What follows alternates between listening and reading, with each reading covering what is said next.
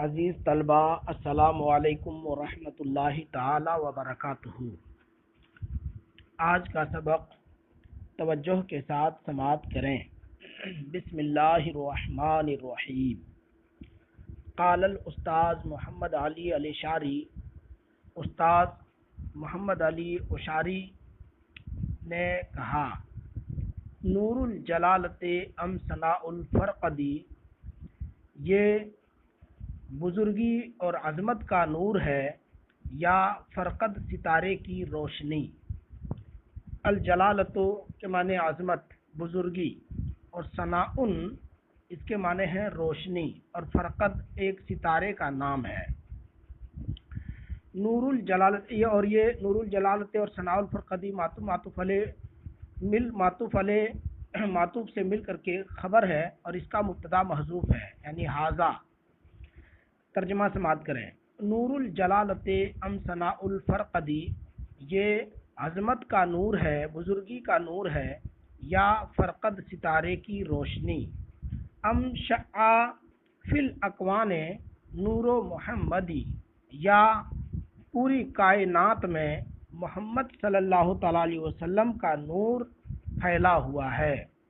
شع کے معنی روشنی کا پھیلنا، بکھرنا، اور اکوان کون کی جمع ہے، کون کے معنی ہے عالم، دنیا، اور پوری کائنات میں محمد صلی اللہ تعالی علیہ وسلم کا نور پھیلا ہوا ہے، حضور کی روشنی پھیلی ہوئی ہے۔ معنی ھذا البیت ای ھذا نور اللہ جل جلالہ ام ضیاء نجم الفرقد ام انتشرت اشعۃ محمد صلی اللہ تعالی علیہ وسلم فی الاکوان وسن النبوۃ ام ثنا شمس الضحیٰ قد لاہا فی ذاک الظلام الاسودی۔ سن النبوۃ، یا نبوت کی روشنی ہے، ام ثنا شمس الضحیٰ، یا چاشت کے وقت کے سورج کی روشنی، یعنی چاشت کے وقت سورج جس طرح آب و تاب کے ساتھ طلوع ہوتا ہے اور اس کی روشنی اتنی تیز ہوتی ہے کہ آنکھیں نہیں ٹھہرتی، تو کیا یہ نبوت کی روشنی ہے یا چاشت کے وقت کے سورج کی روشنی؟ قد لاہا، جو پھیلی ہوئی ہے، چمک رہی ہے، قد لاہا، جو چمکی ہے، فی ذاک الظلام الاسودی، اس سیاہ تاریکی میں، یعنی حضور صلی اللہ تعالی علیہ وسلم کی جب ولادت ہوئی اس وقت کے سلسلے میں شاعر یہ فرما رہے ہیں کہ یہ جو پوری کائنات میں ایک روشنی پھیلی ہوئی ہے، یہ روشنی اللہ کی روشنی، اللہ جل جلالہ کی روشنی ہے، یا فرقد ستارے کی روشنی ہے، یا ساری کائنات میں محمد صلی اللہ تعالی علیہ وسلم کا نور پھیلا ہوا ہے۔ وسن النبوۃ ام ثنا شمس الضحیٰ، یا نبوت کی روشنی پھیلی ہوئی ہے، یا شمس الضحیٰ کی روشنی پھیلی ہوئی ہے۔ قد لاہا فی ذاک الظلام الاسودی، جو اس سیاہ تاریکی میں چمک رہی ہے۔ یقول الشاعر فی ھذا البیت ای ھذا الضوء اللامع عند ولادت النبی صلی اللہ تعالی علیہ وسلم الشائع فی الاکوان ہوا ضوء النبوۃ ام ضیاء شمس الضحیٰ الذی قد لمع فی الظلمۃ السوداء۔ عصر الجہالت فی البلاد مخیم والعرب قد تاہت بہ فی فرقدی۔ عصر الجہالت، جہالت کا زمانہ، فی البلاد، شہروں میں، ملکوں میں، مخیم، خیمہ زن ہے، یعنی قائم ہے، ٹھہرا ہوا ہے، جہالت کا زمانہ چل رہا ہے۔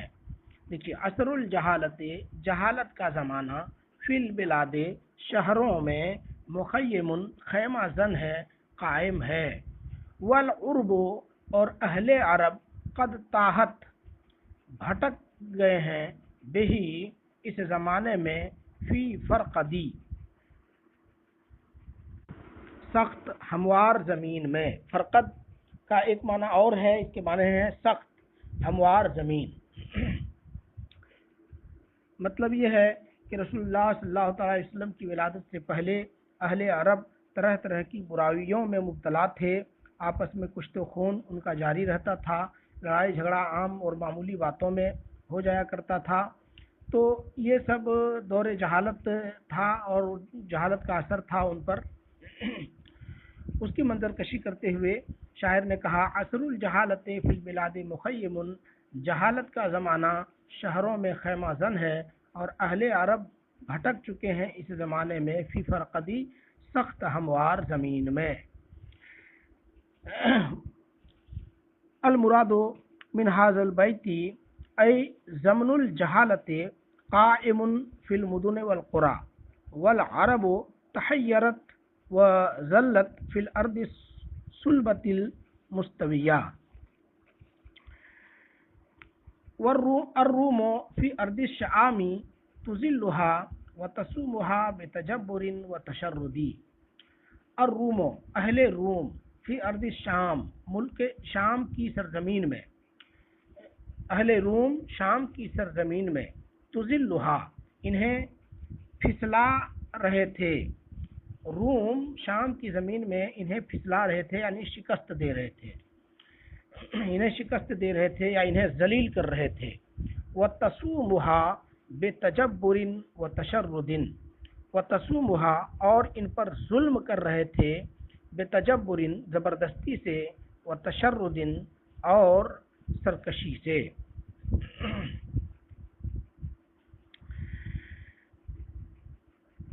اس کے معنی یہ ہیں کہ اس وقت رسول اللہ صلی اللہ تعالی علیہ وسلم کی ولادت سے پہلے اہل روم عربوں پر طرح طرح کے ظلم و ستم ڈھاتے تھے اور زور و زبردستی کرتے تھے۔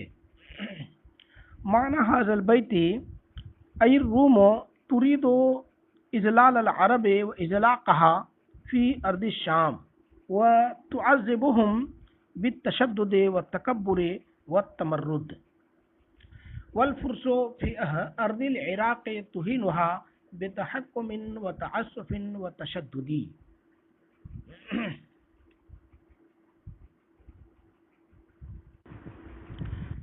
یعنی اہل فارس عراق کی سرزمین میں عربوں کی توہین کر رہے تھے۔ والفرس فی ارض العراق تہینها، اہل فارس عراق کی سرزمین میں اہل عرب کی توہین کر رہے تھے، بتحکم زبردستی حاکم بن کر، وتعسف اور ظلم کر کے، وتشدد اور سختی کر کے۔ یعنی اہل فارس بھی عراق کی سرزمین میں عربوں پر ظلم و زیادتی کرتے تھے اور زبردستی ان پر حکومت کرتے تھے۔ ای الفرس تہین العرب ای ترید اہانت العرب فی ارض العراق بالتحکم والظلم والتشدد والتسلط علیہم۔ وعد البنات الطاہرات لجہلہم خوف الفضیحۃ او لضیق المورد۔ وعد یعد زندہ درگور کرنا، وعد البنات الطاہرات پاک بیٹیوں کو انہوں نے زندہ دفن کر دیا۔ وعد البنات الطاہرات پاک بیٹیوں کو انہوں نے یعنی عربوں نے زندہ دفن کر دیا، لجہلہم اپنی جہالت و حماقت کی وجہ سے، خوف الفضیحۃ رسوائی کے ڈر سے، او لضیق المورد یا رزق کے مقام کی تنگی کی وجہ سے، مورد یعنی رزق کے آنے کی جگہ، تو لضیق المورد رزق کی تنگی کی وجہ سے۔ شعر کا مفہوم ظاہر ہے کہ اہل عرب رزق کے تنگی مفلسی کے ڈر سے اور اپنی جہالت و حماقت کی وجہ سے اور رسوائی کے ڈر سے اپنی بیٹیوں کو پیدا ہوتے ہی زندہ دفن کر دیا کرتے تھے۔ معنی البیت ظاہر وہو ان العرب یدفنون بناتہم الطاہرات لجہالتہم وبسبب سفاہتہم وحماقتہم ای بسبب خوف الذلت وقلت الرزق والاملاق۔ الکل یرصف بالقیود جہالتا یقسو القوی علی الضعیف ویعتدی۔ الکل سبھی، یرصف جکڑے ہوئے تھے، بالقیود بیڑیوں میں، جہالتن جہالت کی وجہ سے یا جہالت کی بیڑیوں میں، سبھی جہالت کی بیڑیوں میں جکڑے ہوئے تھے۔ یقص القویو طاقتور سختی کرتا تھا، علی الضعیف کمزور پر، ویعتدی اور حد سے بڑھتا تھا۔ طاقتور جو ہوتا وہ کمزوروں کو دبا دیتا تھا اور اس پر ظلم و زیادتی کرتا تھا، اور اس طرح سے سبھی حضور کی ولادت سے پہلے جہالت کی بیڑیوں میں جکڑے ہوئے تھے۔ المراد من هذا البيت ان كل العرب كانوا مقيدين في قيد الجهالة والسفاهة، فيشدد الأقوى على الأضعف ويظلمه ويتجاوز عن الحد۔ الظلم يعلو والحقوق مضاعة والشعب لاہن لا يفيق ويهتدي۔ الظلم يعلو، ظلم بڑھ رہا تھا، غالب آ رہا تھا، بلند ہو رہا تھا۔ والحقوق مضاعة، اور حقوق ضائع ہو رہے تھے، برباد ہو رہے تھے، روندے جا رہے تھے۔ والشعب لاہن، اور قبیلہ غافل تھا۔ شعب قبیلے کے معنی میں، قبیلہ غافل تھا۔ لاہن، لہا یلہو سے اس میں فاعل لاہن، جیسے قضاء یقضی سے قاضین آتا ہے۔ لا یفیکو، بیدار نہیں ہو رہا تھا، ویہتدی، اور راستہ نہیں پا رہا تھا۔ لا یفیکو اصل عبارت ہے لا یفیکو ولا یہتدی، نہ ہوش میں آ رہا تھا، نہ بیدار ہو رہا تھا، اور نہ ہی راستہ پا رہا تھا۔ یعنی زمانے جہالت میں ظلم و ستم سر پر چڑھ کر بول رہا تھا، اور لوگوں کے حقوق ضائع ہو رہے تھے، اور قبیلے والے اس بات کو سمجھنے سے غافل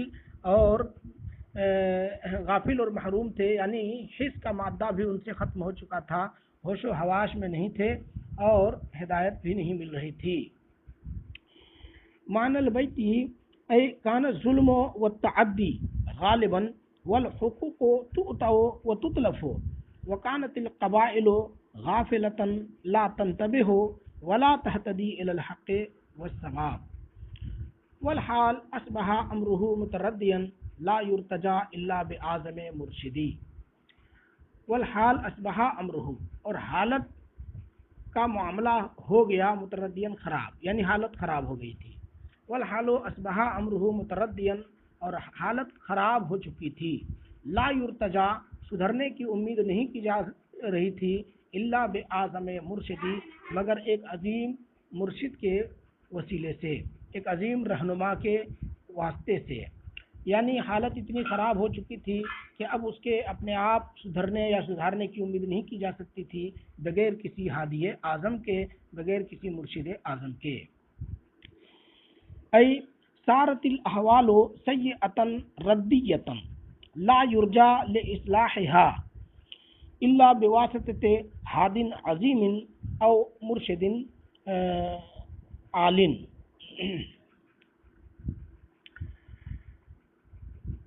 تضیء آفاق السماء بلحظة لیفیق کل مغفل او مفسدی۔ تضیء، روشن ہو جاتے ہیں، آفاق السماء، آسمان کے افق، آسمان کے کنارے، بلحظة ایک لمحے میں۔ یعنی یہی حالات تھے کہ رسول اللہ صلی اللہ علیہ وسلم کی ولادت ہوتی ہے اور آسمان کے سارے افق روشن ہو جاتے ہیں ایک لمحے میں۔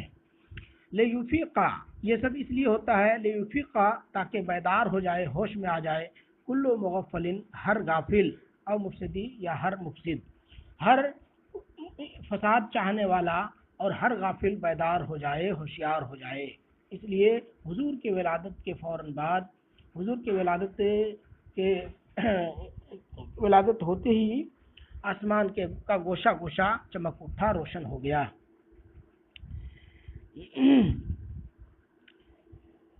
ای کانت الاحوال کما ذکرت لیکن تلمع انحاء السماء بلمحة او وقفة قلیلة لینتبہ کل غافل وشریر ومفسد۔ بعث الرسول الى النفوس ينيرها وَيَقُودُهَا مِنْ غَيِّهِ الْمُتَجَسِّدِ بُعِثَ الرسول، رسول کو مبعوث کیا گیا، بھیجا گیا، الی النفوس لوگوں کی جانب، یونیرہا ان کے دلوں کو روشن کرنے کے لیے، بعث الرسول الی النفوس یونیرہا لوگوں کو یعنی لوگوں کے دلوں کو روشن کرنے کے لیے رسول کو لوگوں کی جانب بھیجا گیا، وَيَقُودُهَا اور یقودها تاکہ رسول انہیں کھینچیں، من غیہ المتجسدی ان کی سراپا گمراہی سے جو سراپا مجسم ہے، سراپا مجسم گمراہی سے انہیں کھینچنے کے لیے، انہیں نکالنے کے لیے۔ شعر کا مفہوم واضح ہے کہ رسول اللہ صلی اللہ تعالیٰ علیہ وسلم کو لوگوں کی جانب بھیجا گیا تاکہ لوگوں کے دلوں کو ایمان کی روشنی سے منور کر دیں اور لوگوں کو سراپا مجسم گمراہی سے کھینچ کر باہر نکالیں اور گمراہی سے نجات دلائیں۔ اے ارسل الرسول محمد صلی اللہ تعالیٰ علیہ وسلم الی الناس لینیر قلوبہم وینقذہم من الضلال والہلاک الذی ہوا کذی جسد۔ بعث الرسول المصطفیٰ من ربہ وبدا الی الدنیا کنور سرمدی، رسول مصطفیٰ صلی اللہ تعالیٰ علیہ وسلم اپنے رب کی طرف سے مبعوث ہوئے۔ بعث الرسول المصطفیٰ، رسول مصطفیٰ صلی اللہ علیہ وسلم مبعوث ہوئے، من ربہ اپنے رب کی جانب سے، وبدا الی الدنیا اور دنیا میں تشریف لائے، دنیا میں ظاہر ہوئے، کنور سرمدی، سرمدی نور کی طرح، سرمدی یعنی ابدی نور کی طرح، ہمیشگی والے نور کی طرح۔ اے ارسل الرسول المصطفیٰ صلی اللہ تعالیٰ علیہ وسلم من جانب اللہ تعالی فظہر فی الدنیا کما یظہر النور الدائم القائم من الابد۔ یقول محمد رضا عبد الجبار العانی، محمد رضا عبد الجبار عانی کہتے ہیں، حل الربیع ربیعک الوضاح یا من تطیب بذکرہ الارواح۔ حل الربیع کیا یہ بہار، الربیع میں جو الف لام ہے یہ عہد کا ہے، یعنی ذہن میں جو معہود ہے، اس لیے یہاں ہم ترجمہ کر رہے ہیں یہ موسم بہار۔ حل الربیع یہ موسم بہار یا یہ بہار، ربیعک الوضاح آپ ہی کی روشن بہار ہے، یہ بہار کیا آپ ہی کی روشن بہار ہے، یا من اے وہ ذات، اے وہ ہستی، تطیب و پاکیزہ ہوتی ہیں، خوشبودار ہوتی ہیں، بے ذکر ہی جن کے ذکر سے الارواح روحیں، یعنی رسول کریم صلی اللہ علیہ وسلم کو خطاب کرتے ہوئے کہا گیا ہے کہ آپ کی ولادت کے وقت جو بہار ہے، پوری دنیا میں رونق ہے، یہ رونق، یہ بہار کیا آپ ہی کی بہار ہے، اے وہ ہستی جن کے ذکر سے روحیں پاکیزہ، تر و تازہ اور خوشبودار اور معطر ہو جایا کرتی ہیں۔ یقول محمد رضا عبد الجبار العانی حل ربیع ھذا، حل فصل الربیع ھذا ربیعک اللامع یا ایھا النبی صلی اللہ تعالی علیہ وسلم الذی تطہر وتتطیب وتتعطر الارواح بذکرہ۔ یا منقذ الانسان تاہا مسیرہ تیہ السفینۃ ما لہا ملاح۔ یا منقذ الانسان، اے انسان کے نجات دہندہ، اے انسان کو بچانے والے، تاہا مسیرہ انسان اپنا راستہ بھٹک گیا، تاہا یتیہ تہن بھٹکنا، سرگردہ ہونا، تاہا انسان بھٹک گیا، مسیرہ اپنا راستہ، تیہ السفینۃ اس کشتی کے بھٹکنے کی طرح، ما لہا ملاح جس کا کوئی ملاح نہ ہو، تیہ السفینۃ اس کشتی کی بھٹکنے کی طرح جس کا کوئی ملاح نہ ہو۔ یہ رسول کریم صلی اللہ علیہ وسلم کو مخاطب کرتے ہوئے کہا گیا کہ آپ ہی اس امت کے نجات دہندہ ہیں، جو امت گمراہی میں بھٹک گئی ہے، جس کا کوئی رہنما نہیں ہے، جس کو کوئی راہ راست پر لانے والا نہیں ہے۔ یقول ناظم البیت فی ھذا البیت ای یا من ینقذ الانسان وینجیہ ان الانسان ضل عن سبیلہ وتحیر کما تتحیر السفینۃ التی لا صفان لہا ولا ملاح لہا۔ یا خیر من وطئ الثری وادیمہ فی الخافقین لواءکم لواح۔ یا خیر من، اے ان سب میں بہتر، وطئ الثری وادیمہ جس نے پستی کو اور روئے پستی کو روندا، یا خیرامن اے ان سب میں بہتر وطیہ سرا جس نے زمین کو روندا و ادیمہ اور زمین کی چادر کو، یعنی روئے زمین کو پامال کیا، اس سے مراد ہے کہ روئے زمین پر چلا، اور پورے شعر کا مفہوم یہ ہے کہ روئے زمین پر چلنے والوں میں سب سے بہتر، فی الخافقین مشرق اور مغرب میں، خافقین سے مراد مشرق اور مغرب، اے مشرق و مغرب میں اے روئے زمین پر چلنے والوں میں مشرق و مغرب میں سب سے بہتر، سب سے افضل، لوا حکم آپ ہی کا پرچم لواحو چمک رہا ہے، یعنی یہ رسول اللہ صلی اللہ علیہ وسلم سے عرض کیا گیا، یا رسول اللہ صلی اللہ علیہ وسلم مشرق و مغرب میں اور روئے زمین پر چلنے والوں میں سب سے افضل آپ ہیں، اور آپ ہی کا پرچم سب سے زیادہ چمک رہا ہے۔ یقول الشاعر فی هذا البیت ای یا افضل من مشى علی الارض برجلہ فی المشرق والمغرب علمکم اومض والمع واظہر۔ آج کا سبق یہیں تک۔